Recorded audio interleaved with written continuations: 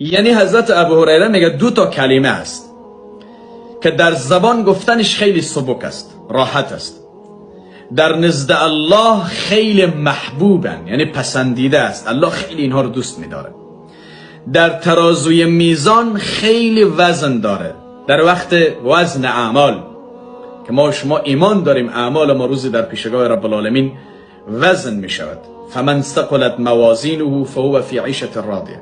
کسی که وزن اعمالش، اعمال حسنش سنگین بشه، زیاد بشه، او در اوج عیش و عشرت و کامیابی قرار داره.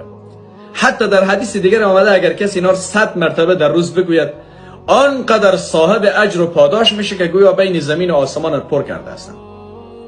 یعنی همه قدر ثواب داره. و این دو کلمه چی هست؟ سبحان الله و بحمده، سبحان الله العظیم. سبحان الله چقدر راحت است. سبحان الله و بحمده، پاک از پروردگاره که همه ثنا و ستایش برای او است، او ستودنی است.